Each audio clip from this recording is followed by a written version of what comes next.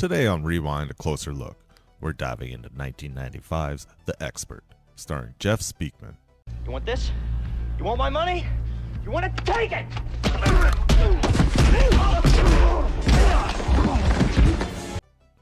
A movie that promises elite tactics, high-level strategy, and then spends most of its runtime doing literally anything else. We've got a brutal martial artist, a prison system that barely functions, and a story that takes its sweet time getting to the point. Like, really takes its time. Is this a hidden 90s action gem, or a movie that forgot what its own plot was halfway through? Let's find out. We kick things off with, actually, a pretty cool opening. Orange background and Jeff Speakman silhouetted in black, just absolutely wrecking people. The silhouette moves around the screen, sometimes mirrored, sometimes freezing while another version keeps fighting somewhere else. Honestly, someone had a vision here. It kind of feels like one of those old Steven Seagal demo reels where you're just casually destroying an endless line of guys.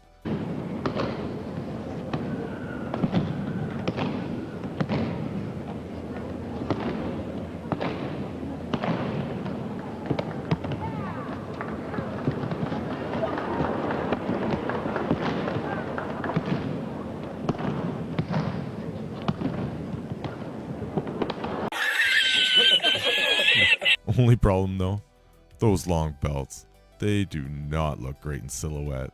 They're just flopping all around the place like, But it looks like a giant dick. Yeah. Take a look out of starboard. Oh my god, it looks like a huge... Pecker! yeah. Anyway, the credits go on for a while. But honestly, I'll take this over those lazy black screen credit openings any day. At least this kept me watching. When the credits wrap up, we jump into a police squad creeping through an abandoned industrial area, moving slow and taking up positions. While way up on a water tower, we see movement, something the cops completely miss as they keep pushing through this overgrown alley. Out of nowhere, a guy in a full Canadian tuxedo just swan dives off the tower and rappels down onto the warehouse roof. Honestly, pretty solid stunt. He takes off running with a gun. Of course, it's Jeff Speakman. My name is Jeff. Jumping rooftops, scrambling for position, and then just opens fire on the squad. Right away I'm thinking, there's no way he's the bad guy. This has to be a training exercise or something. And sure enough, after a few hits, he gets surrounded and, yeah, training mission. Called it. Back at the station, Jeff is debriefing the squad, and he's not impressed, going down a full list of who would have been wounded and who would have been dead, which is basically everyone. And the best part, he wiped out half the team and didn't even sweat enough to change out of his Canadian tuxedo. That thing is putting in work. He tells them they all suck and that they're going to run it again tomorrow morning, and then kicks everyone out. As they're leaving, the elevator opens and a woman walks in. She goes right up to Jeff and just starts rubbing his shoulders, and when one of the guys invites him out for lunch, she just gives him that nope squeeze. So Jeff declines, says he's got work to do, and he tells her he'll see her at home later. And at this point you're thinking, girlfriend? Maybe wife? But no, that's his sister. Close family. Jeff is leaving the station, and he gets stopped by a reporter lady who's mad she wasn't allowed to film the training exercise earlier. Jeff? He doesn't care. She says access was promised by the PR department. Jeff still doesn't care. She pushes again, saying she heard they're running another exercise tomorrow and she'd love to film it. Jeff immediately shuts that down. Yeah, let's just broadcast all of our tactics so the bad guys can study them. Great idea. She pivots and asks if she can at least buy him a drink to talk about it. Jeff declines, but then immediately invites her to dinner instead. Smooth. Meanwhile, Jeff's sister is riding around in a car with Jeff's cop buddy from his class, who's clearly trying to make something happen. But she shuts it down fast, says she's not ready to date anyone, and honestly, seems annoyed like this isn't the first time he's tried. She bails, says she's got some work to do, and that's that. That evening, Jeff and the reporter lady are walking through a park, making some pretty generic small talk about her news job, and she asks why he became a cop, which is when we learn he's not even a cop, he's just a civilian trainer. He used to be in the field, but now he just doesn't go looking for trouble. They wander into some monument with a giant statue, and Jeff drops the line that he comes here for solitude, which somehow works because she immediately goes in for a kiss, and yeah, we're already making out. Boy, that escalated quickly. We cut to Jeff's sister at the library, and she's with Ted Raimi for all of like 2 seconds. I've never seen anything this spectacular in my whole life. I don't even know what to say. And we finally get her name, Jenny. The photocopier is broken, so this guy named Martin comes over to help. He fixes it while awkwardly flirting with her, and when Jenny steps away to grab some more books, he just stands there staring at her, while the copier light flashes across his face like a full-on villain reveal. He pockets a forgotten wallet, and the camera keeps zooming in, just in case he didn't get it. Yeah, this guy's bad news. That night, Jenny's back at home making dinner, watching the reporter lady on TV. There's a knock at the door, and she answers it. And of course, it's Martin. He says he found her wallet at the library and brought it back, which, okay, fair enough. Jenny thanks him and immediately tries to close the door, but Martin asks to use the bathroom. She's like, yeah, no. Smart. He asks again, she shuts him down again and closes the door. End of interaction, right? Nope, because he's a creep. He just hangs around outside, peeking through windows, and at one point, Jenny randomly just turns off a lamp in another room, which seems like a weird priority when there's a possible stalker outside, but whatever. It gives us a nice shot of Martin's reflection in the window while he sprays breath freshener in and hums to himself like a full-blown psycho. Life is good. Love is better. Back in the kitchen, Jenny is somehow still just making dinner, grating the smallest amount of cheese ever committed to film, when Martin suddenly just appears inside the house. Surprise, motherfucker! He starts going on about how he just wants to get to know her better, and Jenny immediately goes into survival mode. She slams the microwave door into his face, knees him in the junk, starts throwing punches, and even cheese grates his face. Honestly, she's putting up a pretty solid fight. But the second she goes for a kitchen knife, Martin turns it around. He throws her over the counter and then just starts ragdolling her around the place. He grabs a knife, kicks her in the head, then kneels down, repeating that same creepy line about life and love, says he loves her, kisses her, and then, yeah, he kills her. It's off screen, but let's be real, she's not walking that off. After that, Jeff is driving home and almost runs Martin over as he's casually crossing the street leaving the house. Martin just wags his finger like, hey, watch it, and keeps walking, while Jeff just stares him down. Jeff gets home, goes inside, and we immediately just cut to him at the station trying to ID the guy he almost hit, which pretty much confirms Jenny's dead. When Martin gets brought in for the lineup, Jeff just locks in, intense stare, and the movie keeps cutting back and forth between their eyes like it's the final showdown already. And then out of nowhere, Jeff just dives straight through the two-way mirror and trying to attack him. Full glass explosion, no hesitation. The cops have to drag him out before he can actually get to Martin. We jump over to a prison where Alex Thatcher, Pour me a drink, Martin. What do you want? Anything wet. walks into the Warden Muncie's office, played by James Brolin.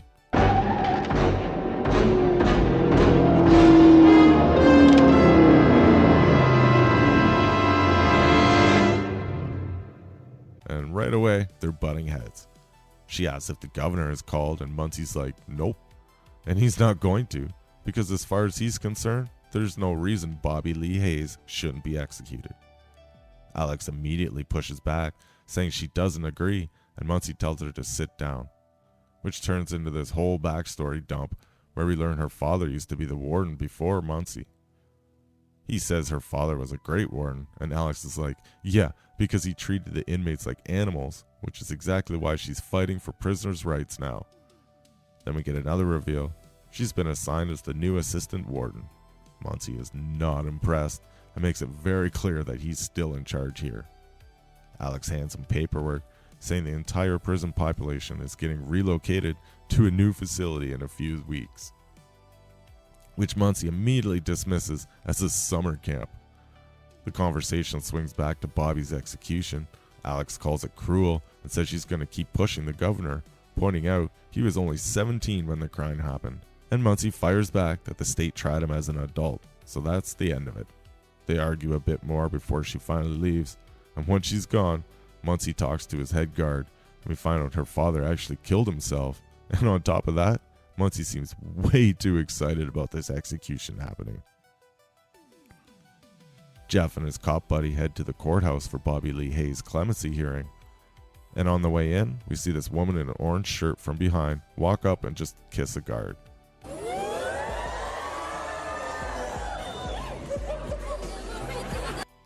While at the same time, a van with a Confederate flag in the back pulls up and a bunch of guys jump out. Jeff's cop buddy starts explaining Bobby's family, saying they're basically straight out of Deliverance. Talking about how they're all killers. They almost caught one, but the witness ended up dead in a ditch. Just real wholesome people. Apparently, they are 4 brothers and a sister. And yeah, that woman in orange, that's the sister.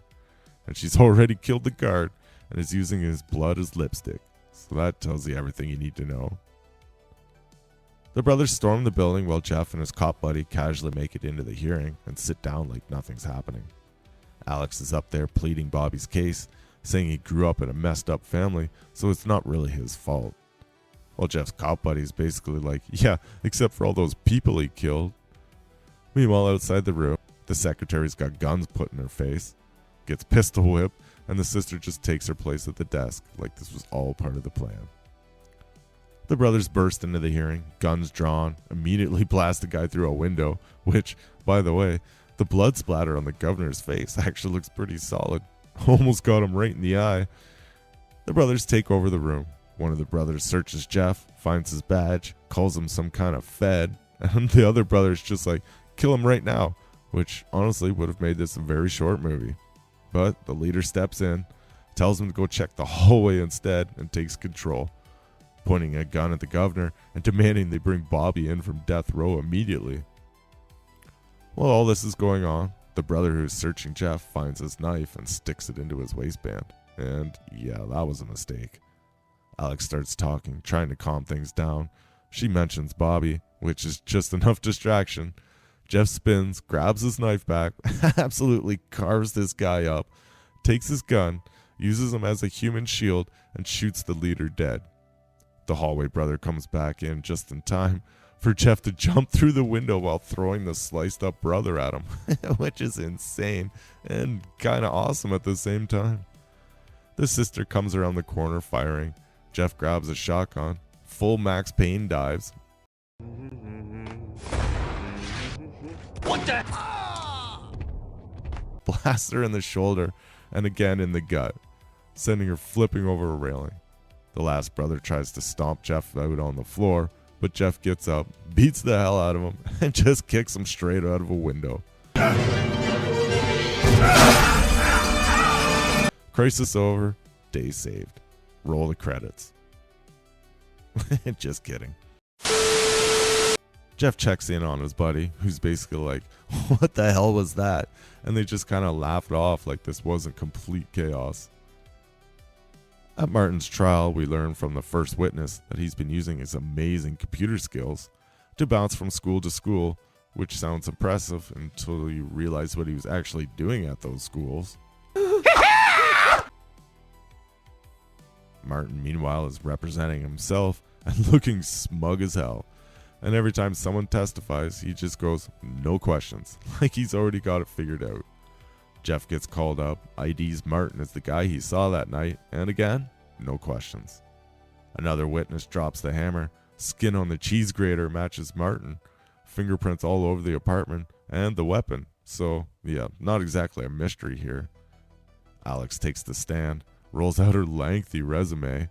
Dr. Alice Barnes, Westgate Penitentiary, Chief Psychologist for the Department of Corrections, Yale Department of Psychology, Bachelor of Science, University of California at Berkeley, Department of Psychology, Doctorate. and starts arguing that Martin isn't guilty because he's mentally unstable and had a bad upbringing, claiming multiple personality disorder. The prosecutor immediately starts poking holes in this, bringing up that Alex herself was involved in a child abuse case, clearly trying to undermine her credibility. Martin objects and wins at first, but once Alex keeps going, the prosecutor circles back, asks if abuse can lead to split personalities. She says yes, and then he flips it right back on her, implying she's projecting her own trauma onto Martin. Objection denied this time.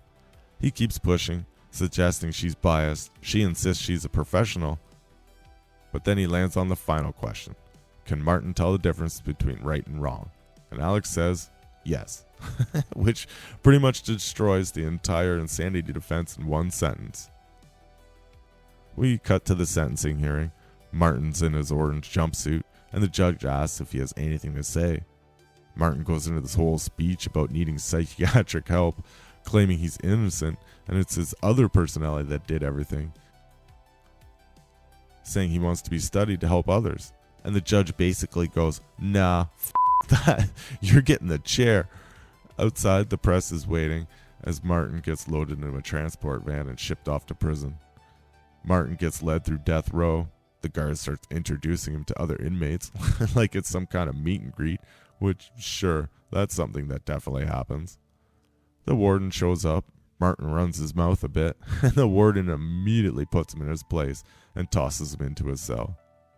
He then strolls over to Bobby's cell, remember, our totally important subplot, and starts taunting him about his upcoming execution like he's been waiting all week for this. Later that night, Jeff is standing on a porch trying to work up the courage to knock. He finally does, and the reporter lady answers, and he hits her with the full blue steel magnum look. Says he can't stay at home tonight, and somehow that works. She invites him in immediately. Next day at the station, Jeff and his cop buddy are doing paperwork. Cop buddy says he tried calling him. Jeff's like, yeah, I'm not staying at home anymore. No kidding. And he casually drops that he's basically moved in with the reporter lady. She shows up to grab him for lunch, but instead of actually going out, she takes him back to her office because she's got something to show him. And yeah, not what you're thinking. It's an interview she just did with Alex, explaining that the new facility is basically a low-security hospital meant to rehabilitate inmates like Martin, which means he's no longer getting executed. He's getting transferred, treated, and he even is going to be talking to students about prison reform. It's like, wow, this guy murdered students. But sure, let's give him a guest lecture tour while we're at it. Jeff is obviously not thrilled about this. That night, the warden gathers the press for a big send-off, the final execution before the prison shuts down. Inside, he goes to Bobby's cell and messes with him again, making it sound like there's been a stay of execution by saying he's going to see his family real soon. You know, the family that was already wiped out earlier. Real classy. Bobby gets the long walk, strapped into the chair, breaks down, and while the camera slowly pans across everyone looking somber, except the warden, he is loving every second of this. After dragging it out, he gives the order. The switch gets pulled, and just like that, the entire Bobby subplot is done. Gone. Which means we can finally focus on the actual story. And we're already well past the halfway point in this movie. Back in Martin's cell, he's talking to his neighbor, who's been claiming he's innocent of killing his wife. Martin starts going on about how someday he'll convince people he's mentally ill, which pretty much confirms he's been faking the whole multiple personality thing. Then he calls the guy Daddy-O, which triggers a full flashback, because apparently we needed one, revealing that Martin also killed this guy's wife. So now we've introduced another mini subplot, right after killing off the last one. Because clearly we can't just focus on our main plot yet. Jeff's back at the reporter lady's place, standing on the porch, telling her he can't get those pictures out of his head. I'm sitting here like, what pictures? We haven't seen any pictures. Oh, he means the memories of finding his sister. Got it. He apologizes and then just leaves. He didn't even get a piece. Rough night. Meanwhile, back in the prison yard, Martin's cell neighbor is slowly untwisting a piece of fence like he's planning something. The other inmates are getting loaded onto buses to start transferring everyone to the new facility. The warden and Alex have another conversation, and he takes a shot at her, saying he now understands why her father killed himself, and she fires right back, saying, "No, you don't. He killed himself because he was about to go to prison for abusing a child." Her. And for once, the warden actually looks human and apologizes. We cut to what might be the most PG-rated non-strip club ever, where Jeff is at the bar drowning his sorrows. Some random guy starts harassing a waitress, and Jeff steps in, grabs him, starts choking him out, and just tells him to learn some manners, and then just goes back to the bar drinking, like nothing happened. His cop buddy finds him, says he's worried, and they start talking about Martin. How it sucks that he's not getting executed. He'll probably just be locked up forever anyway, but Jeff's not buying it. He's convinced someone's eventually going to believe Martin's crazy act and let him walk, and he's not about to spend the rest of his life going to parole hearings, reliving what happened. He straight up says taking guys like Martin out is what he's trained to do, and then he drops the plan. Prisons are designed to keep people in, not out. And pretty soon, the only inmates left during the transfer will be death row, with barely any guards. He says it'll just walk right in. And I'm thinking, yeah, you better, because we got like 20 minutes left in this movie. Get on with it. Yes, get on with it! Cop buddy offers him a ride home, but Jeff declines and he just keeps drinking. Outside, the drunk guy he roughed up earlier is stumbling around with his friends. Jeff calls out an old contact, says he needs some gear, and when the guy says, "I thought you quit," Jeff just hits him with a cold, "I'm back."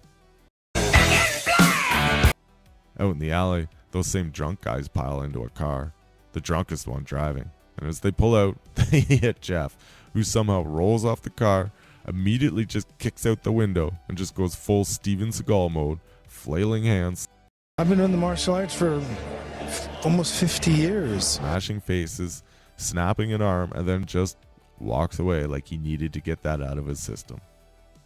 Feeling better? That night in the prison, Martin's cell neighbor is back in his cell, brooding and slowly shaping that piece of fence into a shank. So now we've got two different guys who want Martin dead, which feels like it's building to something, maybe a team up, or at least something meaningful. Meanwhile, Jeff heads to a gun store and meets up with, holy shit, Jim Varney, Hey, Vern, look what I found in my daddy's closet. Ernest himself. And honestly, that might be the most unexpected cameo I've seen in quite a while. They chat for a bit, and Varney's like, it's too bad he can't come along.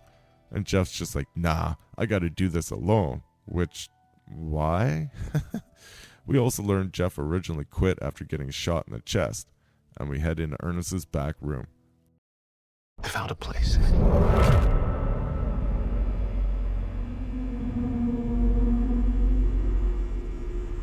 Which is basically a full-blown illegal weapons stash. I would absolutely watch that movie.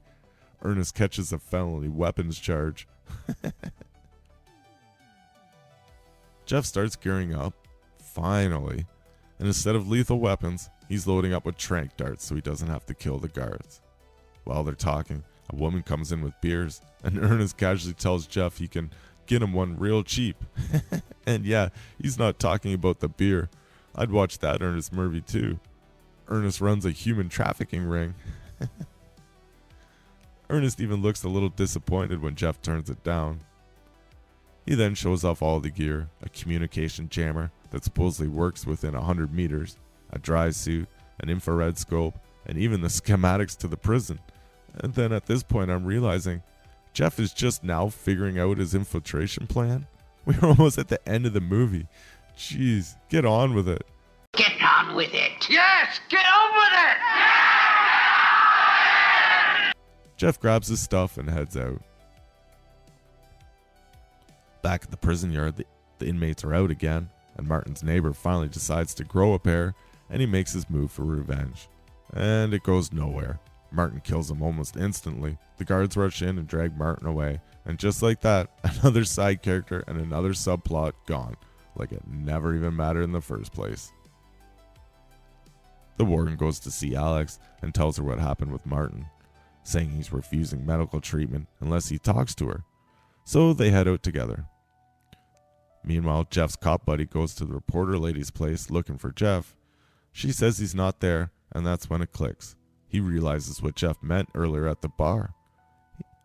He heads straight to Jeff's training facility, flips on the lights, and boom, full setup. Gear laid out, plans on the wall, the whole operation ready to go. Jeff just appears behind him like a horror movie. Cop buddy tries to talk him down, but Jeff's not hearing it. He shoves him around a bit, then cuffs him to the weakest looking pipe imaginable, and just leaves. And just like that, with about 15 minutes left in the movie, the main plot finally kicks in. It's about time. At the prison, the warden grabs a gun before going with Alex to see Martin. Says it's best to be prepared, which lasts about all of 5 seconds. The moment they open the cell, Martin grabs Alex by the throat and threatens to snap her neck unless the warden drops the gun. Instead of just shooting the guy standing directly in front of him, he drops it, even kicks it over to him when asked. Martin grabs the gun, tosses Alex back into the cell, points the gun at the warden, and then drops a little "life is ironic" line. Life is so ironic. It's like rain. No, God! No, God, please, no! No! No! No!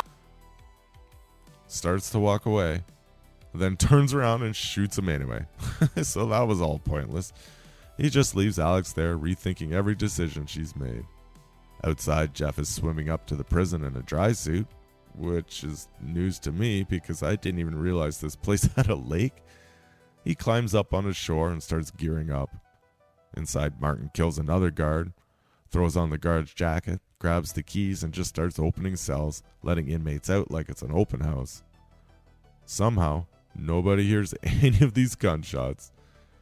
Meanwhile, Jeff's making his way in, and at this rate, I'm thinking, these two are just going to meet at the front door.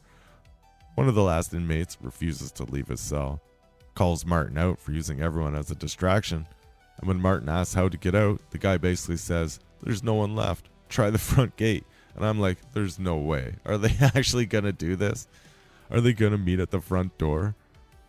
Martin even goes back to Alex, thanks for all her help, and now she's completely flipped, telling him she hopes he fries. Still outside, Jeff is scoping out the prison. He's lining everything up, then pulls out the jammer and turns it on. Except, Ernest literally said this thing only works within 100 meters. Jeff is way farther than that. It doesn't matter. It doesn't matter. It works anyway, and all the guards' radios go dead. Perfect. Jeff finally starts infiltrating, climbing up a metal tower holding up a catwalk, and hanging underneath a pipe. He's scooting along like he's in a totally different, much better movie. Boom. Roasted. Meanwhile, back at his place, the reporter lady shows up and finds his cop buddy still cuffed to that flimsy pipe, which he absolutely could have broken by now, but sure, he's still there. Inside the prison, Jeff hits a dark hallway, cracks a glow stick, and then just throws it on the ground. All I really need is my torch. Die, devil bird!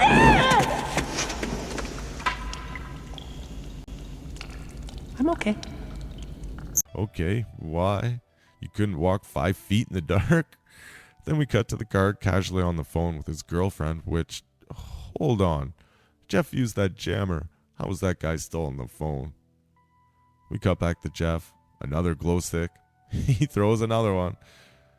At this point, he's basically leaving a glowing breadcrumb trail behind him. Why not bring a flashlight? Or at least just hold on to the glow stick? Why do you keep dropping them? I will fear no living creature as long as I keep this near me. Take that, you winged spawn of Satan!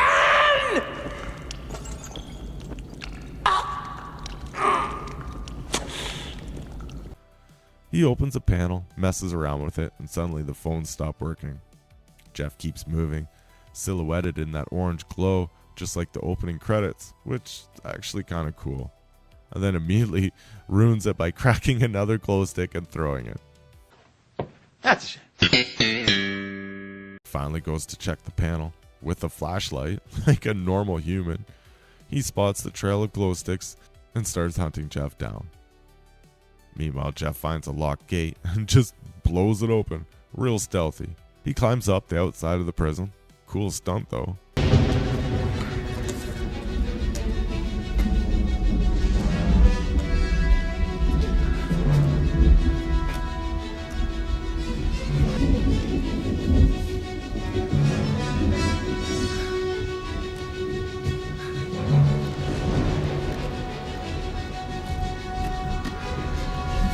He hits the roof, dives into an air vent, and ends up right back inside. And I'm just sitting here like, Jeff, you've maybe got 7 minutes left in this movie. You better pick up the pace. He keeps moving through the prison until he runs into the inmates Martin let loose. They jump him, and one guy grabs Jeff's knife. Jeff takes it right back, and then goes full Tommy Lee Jones in the hunted mode.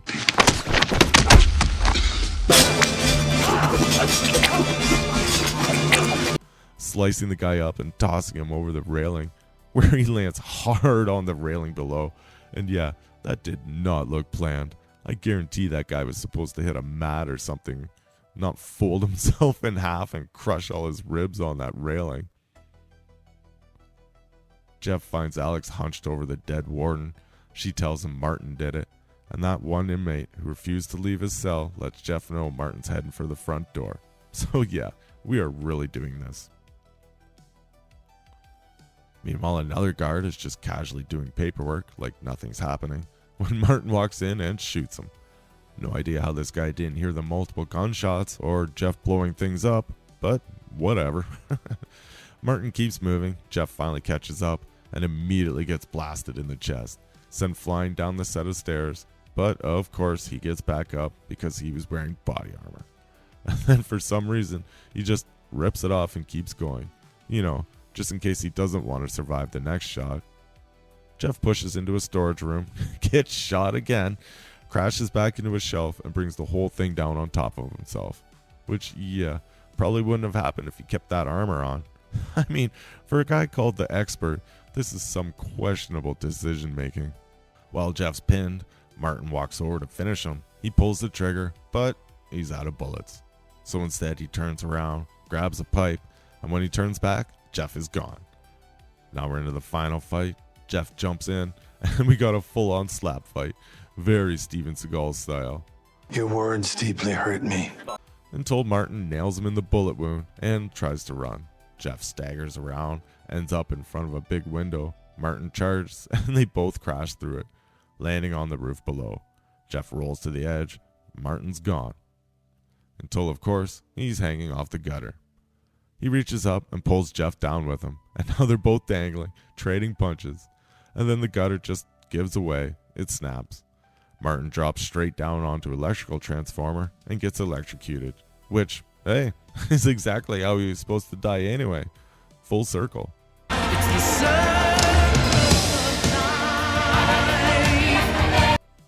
After that, Alex helps Jeff out to the EMTs. His cop buddy and the reporter lady show up, and as they're walking him to the ambulance, he stops. They have a quick moment. His buddy asks if it was worth it, and Jeff looks at him. No answer. Alright, so where does that leave the Expert? First off, Ted Raimi shows up for about 2 seconds. Always great to see him, but why? And Jim Varney, that was actually a really fun surprise, even if it was just basically a cameo. But the plot? Man, this movie spends way more time on its B-plots than the actual story you came here for. The whole Bobby execution storyline, why? What did that add? The whole Martin killed his cellmate's wife thing, again, why? What did that add? Even Alex's entire backstory with her father. It's heavy, sure, but it goes nowhere. None of it really feeds into the main plot in a meaningful way. And then you got the main story, which doesn't even really start until the last 20 minutes. The plan, the infiltration, the revenge, that's the movie we signed up for, and it just shows up right before the credits. You've got the gear that never gets used, like the trank gun, a villain who just kind of falls off a roof at the end, and the whole lot of build-up that doesn't pay off. And for a guy called the Expert, Jeff Speakman doesn't exactly come off like one. I know he's a legit martial artist, but here, I'm comparing his fights to Steven Seagal. That's not a good sign. I've been in the martial arts for almost 50 years. Honestly, for half the movie, I thought Bobby was Martin, like some kind of split personality twist, but nope, Bobby's just there. Pure runtime padding. This isn't one of those so bad it's good movies. This is just bad. So if you made it this far, hit like, drop a comment, subscribe for more, and we'll catch you in the next episode. Hold up. Hey. Skate, you've been something of a stranger, but in the last week or so, you've been one of my better customers. With an execution coming up, I always take the time for prayer, Padre. Days before the switch is pulled. That's a very Christian notion. More than many a man in your position would be heartened that you would take the time to say a prayer for one of these poor, condemned souls. Fuck them. I say a prayer for the goddamn victims. Hey, do you know what time it is? 10 to 7. Why? Do you have to be somewhere? No. I just realized that about 10 minutes your show starts. Well, you're here with me. Well, we do tape in advance, you know.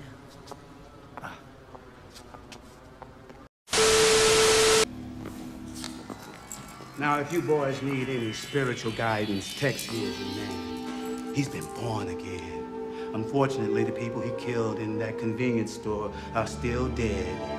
Let's shoot move, Jackson. Thank you. Get out, we're working. Foreign model. Low maintenance, high performance. Of course, you gotta check under the hood every now and again. I can get you one real cheap. My name is Jeff.